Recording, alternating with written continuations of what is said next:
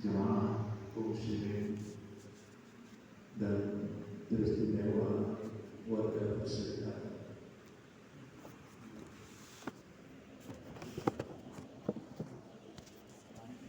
Sejenak saya bawa kita dalam perjalanan sejarah 1912 lahir Muhammadiyah Indonesia bermerdeka.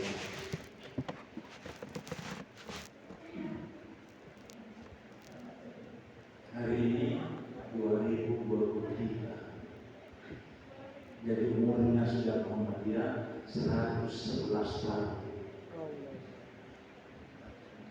Muktamar ke-100-nya saya hadir.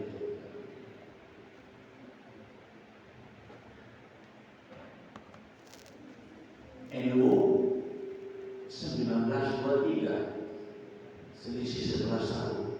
Muhammadiyah duluan, baru menyusul NU. Tapi tetap juga Indonesia belum merdeka. Kalau kita mengacu kepada sunnah Nabi, perjalanan perjuangan Nabi cuma 23 tahun. Masyarakat Islam sebenar-benarnya di Madinah. Jadi kalau mengacu ke sana, berarti Muhammadiyah tidak sunnah.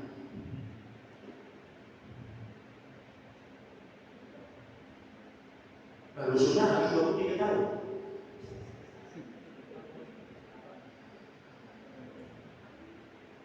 Tapi sudah 111 tahun. Tapi satu kebanggaan, organisasi berusia 100 tahun masih bisa bertahan, itu satu kebanggaan. Tidak banyak organisasi-organisasi lain tidak sampai 100 bubar. Tapi Muhammadiyah bertahan. Nah, pertanyaan bagi kita warga, mau kemana Muhammadiyah? Tanya ke warga, Muhammadiyah mau kemana? Jangan cuma merasa saya, dia tanya Muhammadiyah, kamu sebagai anggota, Muhammadiyah sebagai lembaga, sebagai organisasi, mau kemana? Itu harus kita tahu, supaya kita tahu perjalanan sekarang.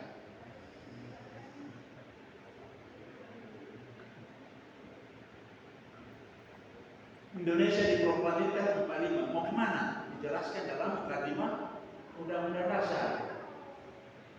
Dan yang paling terang itu di alinea ketiga Undang-Undang Dasar dan alinea keempat. Nah, kalau dia dipicu dapat dijadikan dasar itu melihat kenyataan, tidak ada tanda-tanda. Capaian yang ditetapkan itu di dalam muktamar di mukadimah Undang-Undang Dasar itu sebagai anggaran dasar negara. Masyarakat yang sejahtera, cerdas, adil dan makmur. Pancasila itu sila kelimanya itu paling merana. Apa sila kelimanya? Keadilan sosial.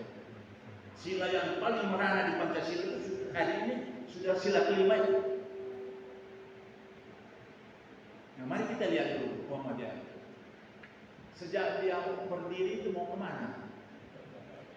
Ada sedikit gelombang politik di Orde Baru, sehingga perubahan haluan, tapi kembali lagi perubahan kembali lagi. Persyaratan dari pemerintah, lembaga atau organisasi mana saja yang mau berdiri, anggaran dasar masuk dulu.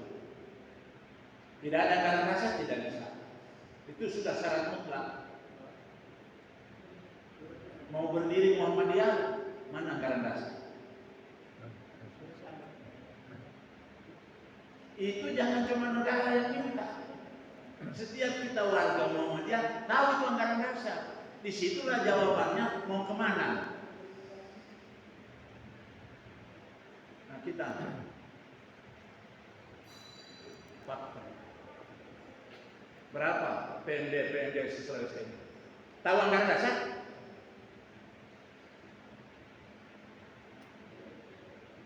Berapa PC selesai? Tahu anggaran dasar? Berapa PLP selesai? Tahu anggaran dasar? Di situ sudah ada visi misi. Di visi misi itulah pemberitahuan kita mau ke sini dan begini caranya sampai ke sana. Jujur saja, setiap kita warga tahu itu visi misi. Visi misi itu diatur di pasal 6 Anggaran Dasar Muhammadiyah. Visi itu tujuan ideal, bisa juga impian, bisa juga cita-cita, bisa juga ajaran inti. Misi itu tahapan-tahapan untuk mencapai. Itu kita harus tahu.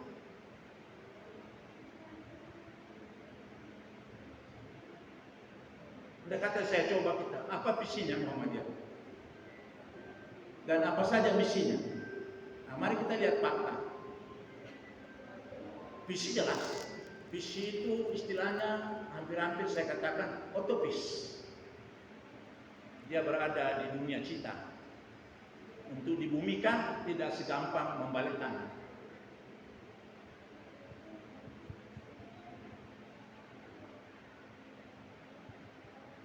Olehnya itu orang-orang yang pimpin Muhammadiyah itu tidak boleh yang tidak mengerti, tidak boleh yang bodoh, yang dipoting-poting.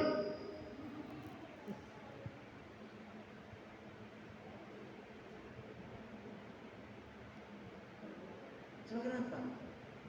Coba baca pasal 6 Anggaran Dasar Muhammadiyah, visi misi, dan pasal 7-nya usaha, tahapan-tahapan melangkah.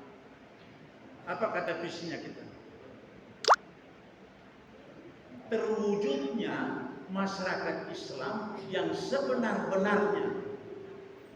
Saya muktamar di Jogja, saya tanya, daerah mana komune yang ada di Jawa ini yang sudah menjalankan Islam yang sebenar-benarnya?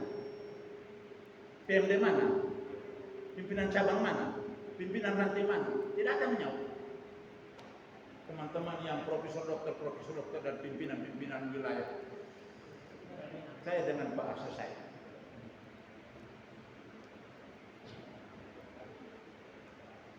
Terwujudnya masyarakat Islam yang sebenar-benarnya, indikasinya mandiri,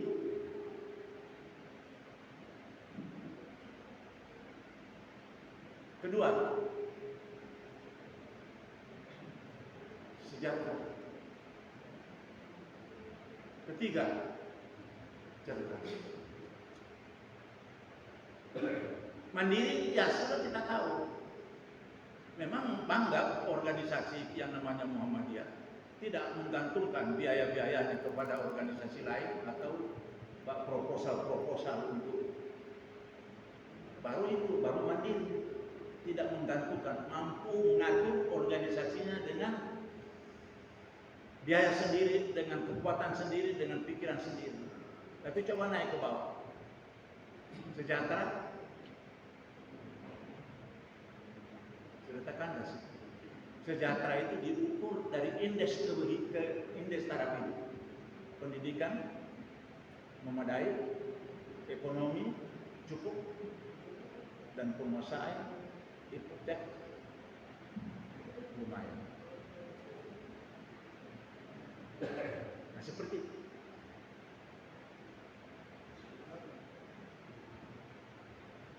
Kalau itu lagi ditanya, sebutkan kabupaten mana yang ada di Sulawesi Tengah yang sudah terwujud masyarakat Islam sebenarnya. Jauh. Itu mimpi. Tidak usah dipraktekkan oleh orang yang di situ, oleh warga yang ada di daerah itu. Pengertian Islam yang sebenar-benarnya itu dalam konteks akidah, dalam konteks syariat, dalam konteks ibadah, dalam konteks akhlak, dalam konteks muamalah.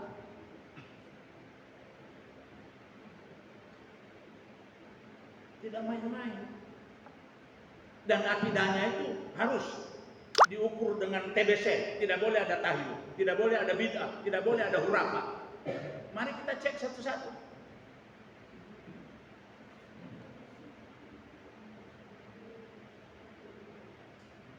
Yang akidahnya bebas dari hurafat, bebas dari tahyul, bebas dari bid'ah.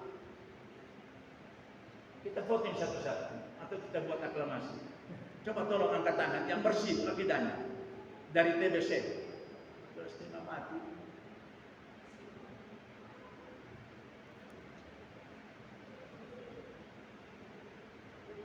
Karena bicara akidah ini bukan cuma bicara amantu billahi wa malaikatihi wa kutubihi wa rusulihi wa wal yawmil akhir wa qadri khairin wa syarrin. Tidak. Luas jangkauan akidah itu. Meragukan apa yang dimakan besok rusak kita.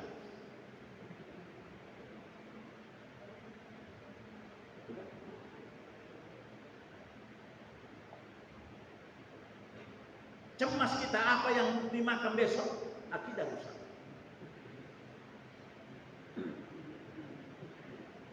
Kenapa? Pengaturan rezeki itu paket. Tidak diatur oleh makhluk-makhluk. Pengaturan rezeki itu paket, begitu roh ditiupkan dipaketkan itu. Atur ajalnya, atur rezekinya, atur nasibnya dan atur amalnya. Itu paket.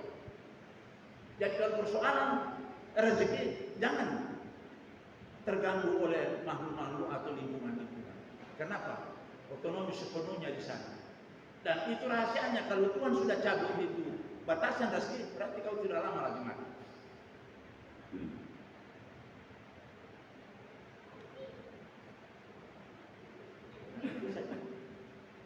Islam sebenarnya akidahnya harus berdasarkan Quran dan Sunnah. Itu pun ada garis bawahnya. Itu makanya dibaca itu karena berdasarkan Quran dan Sunnah. Qurannya tidak masalah, tapi Sunnahnya harus sunnatus sahihah atau makbulan. Kenapa? Karena ada sunnah palsu, ada sunnah bohong. Yang diterima itu dalam keterangan sunnahnya, sunnatus sahihah, aslinya lalu makbulan. Ini bukan main-main ini. Tunjukkan saya, imam masjid mana Muhammadiyah tahu ilmu ini? Di mana masjid itu imamnya tahu ilmu ini? Menseleksi satu hadis ini hadis sahih bukan pekerjaan ringan. Orang Bugis bilang pada sempurna, butuh waktu panjang dan butuh kesabaran dan butuh kecerdasan.